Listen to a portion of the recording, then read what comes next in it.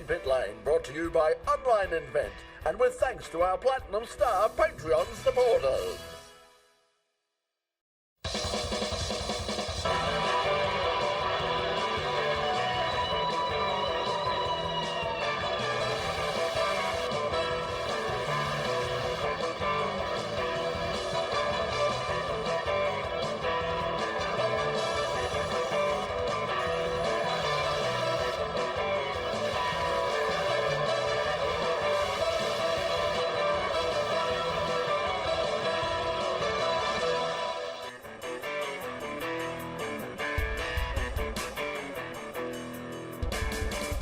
Yes, hello everybody and welcome to another edition of In Pit Lane. Coming up a little bit later on the program, we're going to be joined by the Victorian Formula Ford Champion. Yes, it's all been confirmed. Joe Fawcett is going to join us a little bit later on in the program. Also tonight we've got music with a difference. You're going to love this band. They're called Renelophous, and they're going to join us a little bit later on in the program to take us out, and also bonus track for those watching online as well. Doc is with us again. Doc, good. What a wonderful weekend it was. Oh, I bet you what it was. A marvellous weekend. How many Mad Mondays you had? You're still dressed, I see, that you're like you've been out the town. Yeah, like I've been out on the town. I haven't been to Mad Monday, but Silly Sunday was pretty crazy.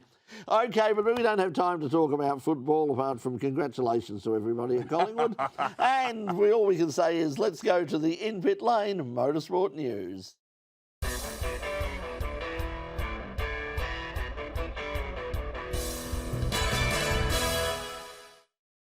Parity, oh parity, there's lots of talk on parity, and when it comes to Mustangs, well, it lacks a certain clarity. It may be lighter panels or a slight tweak here or there, but when it comes to Mustangs, it seems parity's not there.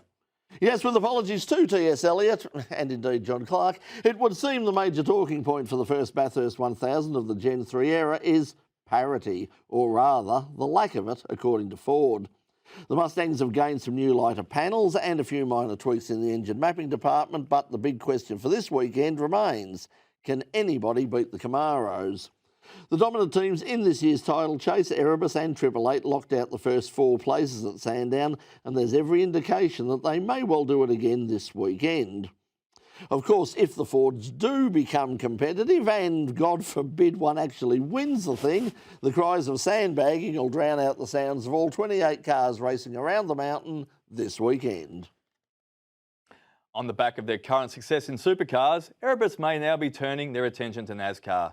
Team owner Betty Clemenco has always indicated an interest in NASCAR, and now with Brody Kostecki's long-term plan for a NASCAR career, the planets have aligned. Team CEO Barry Ryan told Australian Auto Action that the team planned to field the car in selected road courses races for Kostecki as early as next year. The team will run alongside Richard Childress Racing in the States, the team that Kostecki drove for at Indianapolis earlier this year. Well, Pramac Ducati rider Jorge Martin has had a big weekend in Japan. Martin followed up his sprint race win on Saturday with another virtuoso display to grab his second Grand Prix victory in 3 rounds and his third for the season. Martin won the Japanese MotoGP at Motegi after the race was halted after just 12 of the scheduled 24 laps being completed due to torrential rain. With the race running just over 50% distance, full points were awarded, meaning that Martin now moves to within 3 points of championship leader Pecco Bagnaia, who finished second with 6 rounds remaining. A third place for Marc Marquez at Motegi was his first podium since Phillip Island last year. Jeez, it's been a while, but the good result will not be enough to keep him at Honda for 2024. Ducati chief Giga Dall'Igna believes the 6-time MotoGP champion has made up his mind and will leave Honda for Gresini Racing next year. Well, that's the rumours are swirling. Although not saying so officially yet, privately it's acknowledged that Marquez is on the move.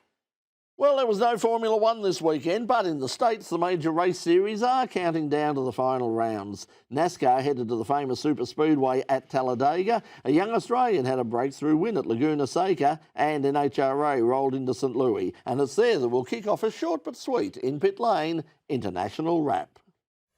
Clay Milligan has powered his way to his 3rd win of the season, defeating Leah Pruitt in the championship round of Top Fuel of the NHRA Midwest Nationals.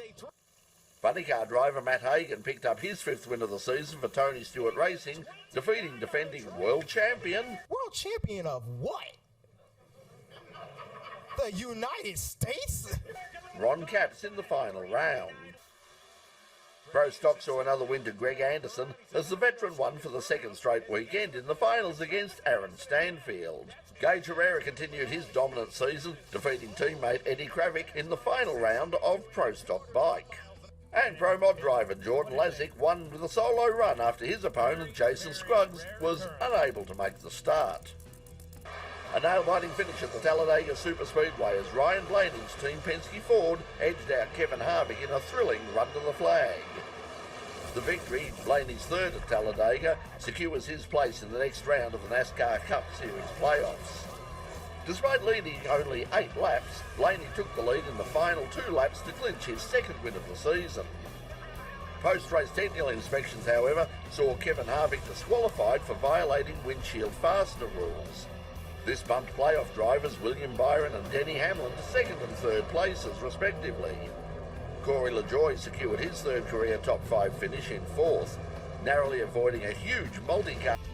And 2 of the most famous family names in Grand Prix racing may be about to come together at Le Mans in 2024.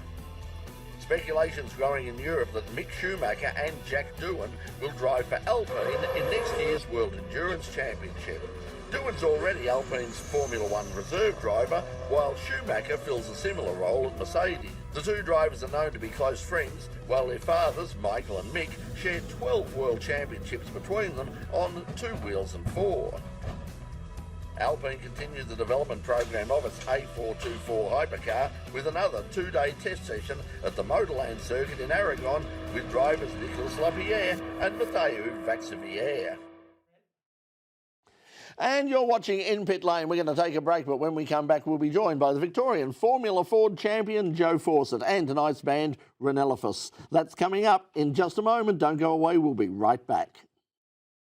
Phone ringing for your business with website development and SEO services from Online Invent. Visit onlineinvent.com.au. Yes, and thank you very much, of course, to Online Invent for all their support of In Pit Lane and RMITV. Well, tonight's band is Renelophous. They can be followed on Instagram and Facebook, and they've got an upcoming EP in production as well. They're a band I think you're going to really enjoy this tonight. It's certainly something different, and their first song is called The Shore. It's from the upcoming EP. So, ladies and gentlemen, this is Renelophous and The Shore.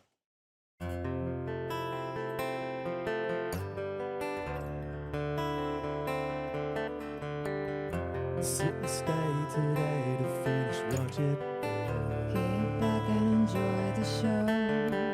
Suspend debate and wait, but look, it's over too. Look how high the flames go. Assimilate to the fate that immerses me.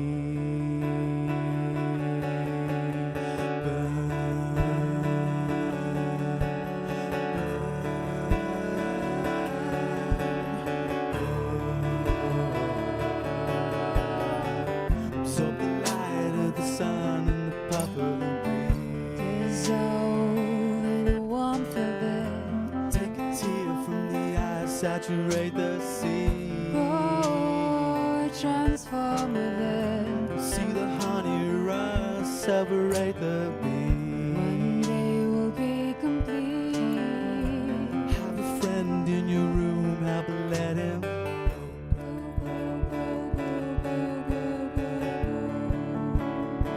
Just let it go.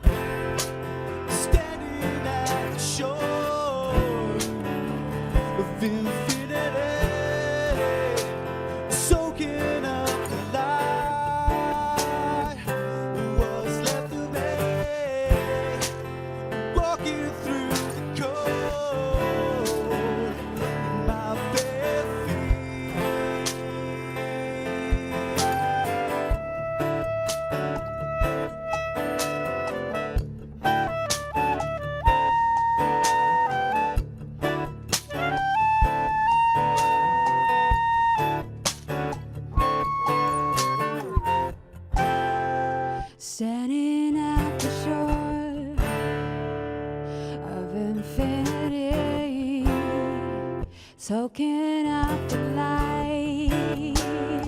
Where what's left of me, moving through the cold, with my bare feet, holding on to life.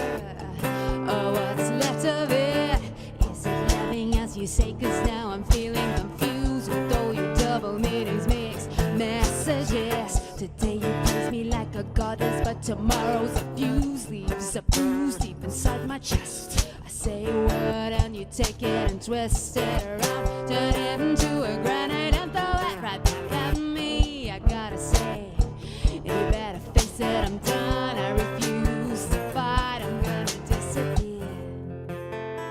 Standing at the shore of infinity, soaking up the light, with what's left of me, moving through the gold, with my bare feet, holding on to life. But what's left of it? What's left of it?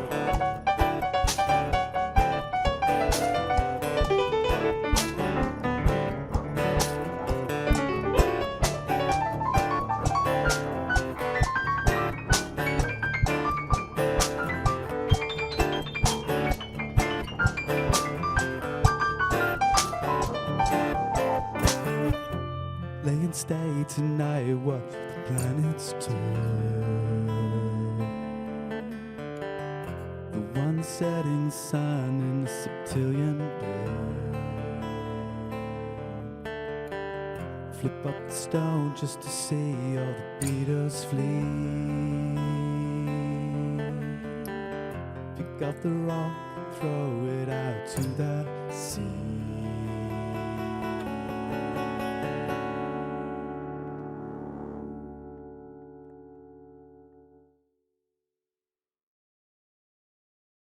Welcome back to In Pit Lane. Well, just recently at the Victorian State Circuit Racing Championships down at Phillip Island was the final round of the Victorian Formula Ford Championship. You know, there's a saying in motorsport, to finish first, first you must finish, and our guest tonight has certainly proven that. He's the new Victorian Formula Ford champion, and we're saying welcome and congratulations to Joe Fawcett. Joe, welcome to the program. Thanks for having me. So it's been an interesting year. I mean, it has been very much a year of consistency and all that. I mean, was that sort of the plan before you went in there, that your plan was to be consistent and just make sure that you were constantly at the sharp end and that you were going to finish? Yeah, I just sort of tried working on race by race and finishing as high as I could in each race and sort of trying to stay consistent on the track and out of trouble. And it certainly worked. I mean, so what was your results for the year? I mean, what was your best result? So in the first round, we were about to win the first race, and then I got turned around on the last corner. And so we finished that round in fourth, I believe. Then next we went to Winton, where I finished second overall. And then it was Phillip Island the next weekend, where I finished fourth again overall. And then the last two rounds were national rounds, so I was sort of a bit further down, but further up in the Victorian field. How does that change things when they are national rounds? Because they were big fields and you've got all of the major players there. I mean, does it change the way you go racing? I mean, does it confuse the sort of, the picture a little bit when you're looking around and there's a whole bunch of other people around and it's like, hang on, am I racing them for my championship or are they from their championship? Well, I think there was 37 entrants in one of the races. I think so, Brett. Yeah. Yeah, it's a bit confusing with the more cars and you seem to be spread out a little bit more, but you know who you're racing in the championship, of course. Right. So who were your main competitors this year in the State Series? So we had Eddie Beswick was sort of with us the whole year. We had Jake Santaluca, who missed the first round, but he was sort of still there in the championship, and Jack Bussey. Teammates? Did you have any teammates? I think you've raced together with people before, haven't you? I think as well. Yeah. So Jack Bussey was a teammate as well as Bailey Collins, who wasn't far off. Very, very good. Now, just a quick question. I haven't had a chance to ask this for many of the Formula Fords. Doesn't matter what racing team you're in. Obviously you're on track and you've got everything on that weekend, but how many hours do you put in behind the scenes from week to week to be able to get yourself up to those sort of weekends where you have to perform? Yeah, so we're a little bit different to other people. We work as a team, but we have our own car and we work on our own car at home between races, and we put hours and hours of work into working on the car and building it and sort of maintaining it. Do you think that's an advantage, like having the car there instead of it being like stored away in a team somewhere else, that you can actually get out there, you can sit behind it, you can touch it, you can do all the things that you want to do to it? Yeah, I mean, obviously it helps being able to sort of learn the car, and when you're driving the car, you can learn mechanical sympathy for the car and you learn how it works, and sort of helps you understand how to drive the car faster. Are you allowed to do any testings? Like if you've got the car at home and it's not like Brett says at a performance centre or a team base, do you actually, what are you allowed to do and what you're not allowed to do? I mean, they have spy cameras out there checking that you're not going out racing in the car park down at Coles? No, so a couple other people do the same as what we do, but there's not any regulations around testing. Like you can test as much as you want. Right. And, I mean, there's obviously lots of spec components on the cars that they keep similar, but in terms of testing, you can do as much as you want. Okay. So having won the Victorian Championship, I mean, when you look back on the history, I mean, we used to cover the championship many years ago, and you'd have people who were names like Will Davison and even Will Power. Scott Dixon was involved even back in the day. So you're following on some really big names in the sport. So where do you go to from here? I mean, obviously the next step would be, I suppose, to follow the whole national series. Is that your plan? Yeah, so the plan for next year is to follow the national Formula Ford series and do that entire series, and then from then on, I'm sure like something like a Toyota 86 or a Dunlop Super 2 would be sort of the next step after that. In terms of finances, what sort of a jump is it going to be? I mean, you've had 5 rounds; they're all in Victoria, so some of them you might be able to sort of go back home overnight, or at least not travel too far. Next year, you're going to be travelling around Australia, lots of accommodation, lots of petrol, all those sorts of things. Do you know, have you been able to estimate how much more expensive that's going to be for you as a team? We're not sure exactly, but obviously it's going to be more expensive with travelling and the higher entry costs and those sort of extra things we have to do for the national rounds. You'll have to upgrade maybe some of the equipment as well, though, too, like the trailer or the cars, the support cars and stuff that are going around there. I've been meaning to ask this from everyone for a little while as well, too, and it depends on some of the rounds you go to. There's 3 different types of your Formula Fords as well that you race. There's the historic ones. I think you've raced amongst them as well, too.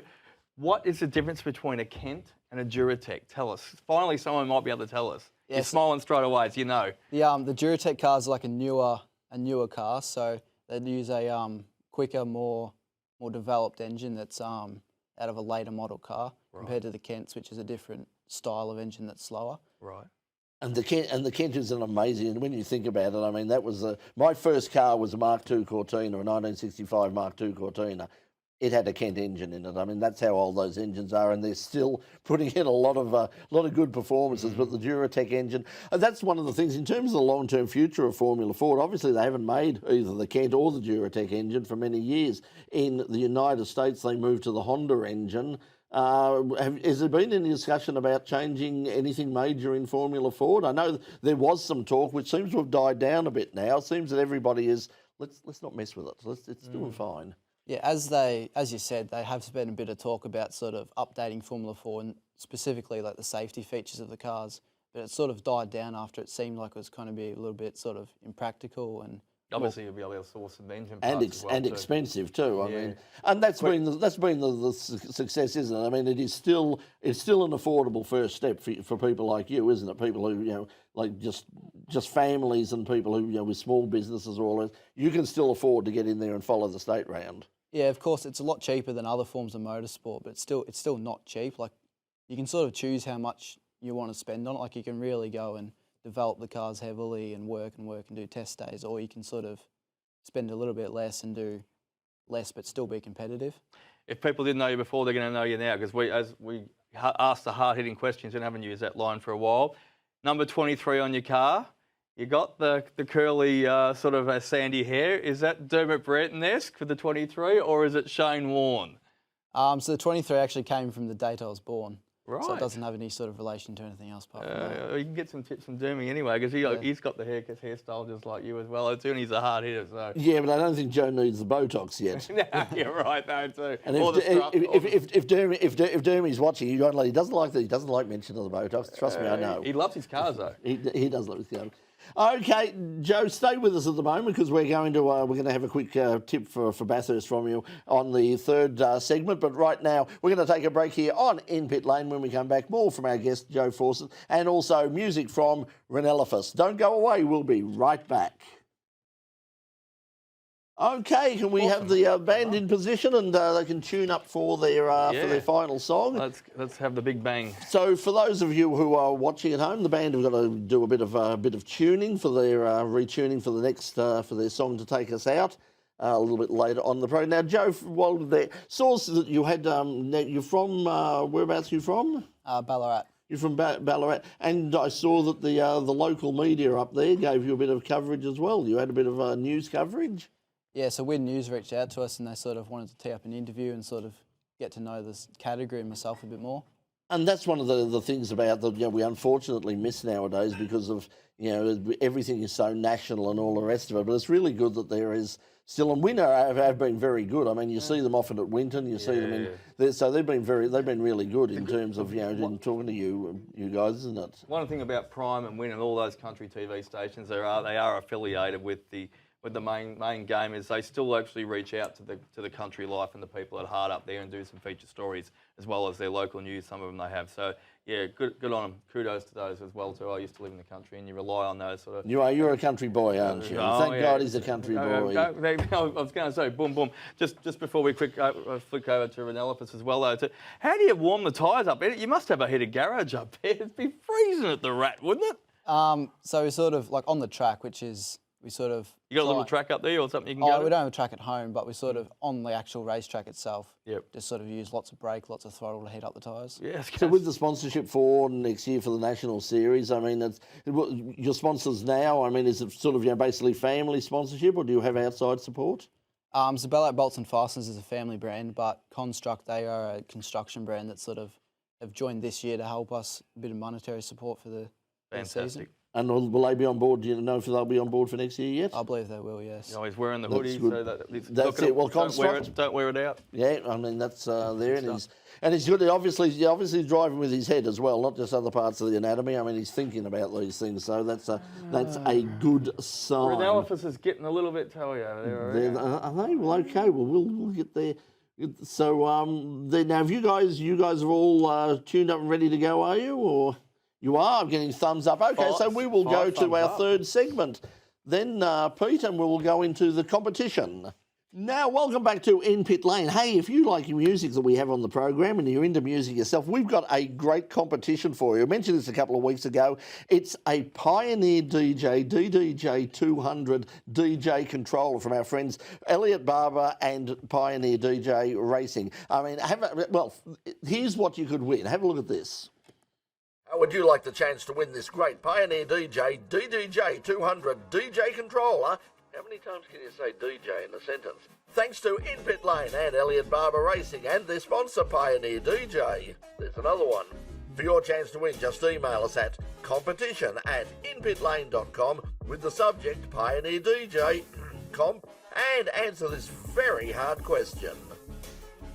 What category does the Elliot Barber DJ Trans Am Camaro run in?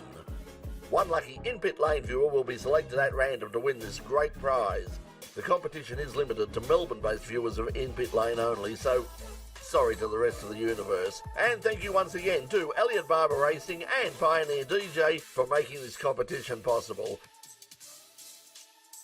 So remember, coming up this weekend, of course, is Bathurst. We're really tight on time. So let's get everybody's tip. Joe, who do you think is going to win this weekend? Who are you looking for to win?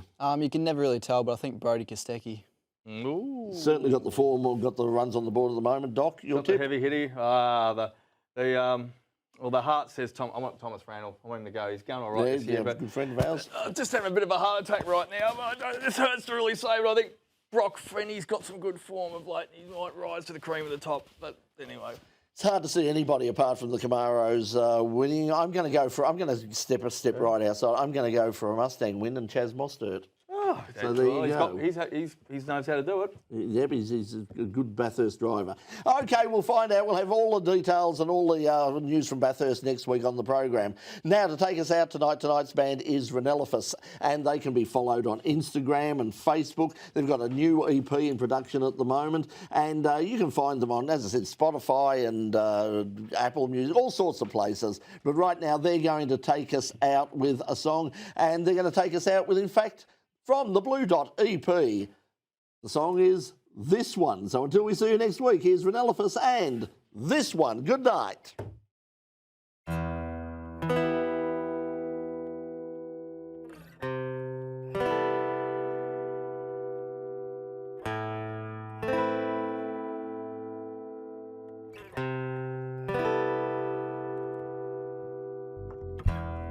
Inside and disguise, plated eyes, show photo, solo, go and smoke, go sip, go. Cinnamon tea-toting, no smoking, bag soaking. What's with you? Break it down, see through.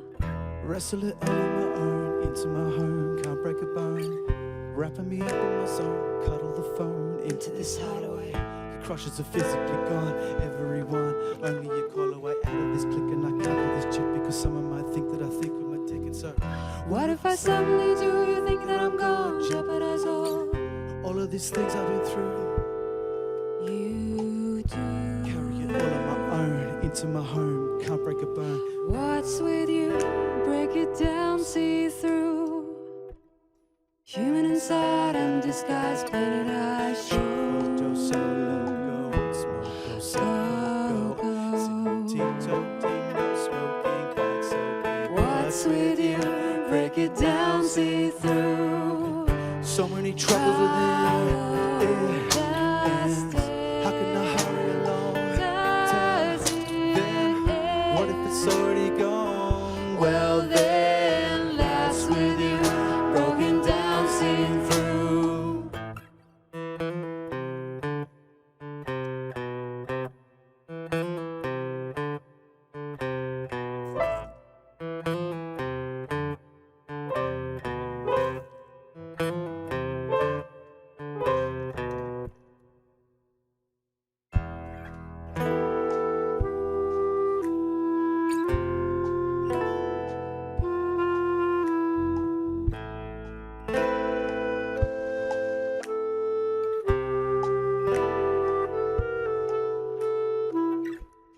Human inside and disguise, painted eyes, show photos, solo, go and smoke, go sip, go. Cinnamon tea, toting, no smoking, bag soaking. What's with you? Break it down, see through. So many troubles with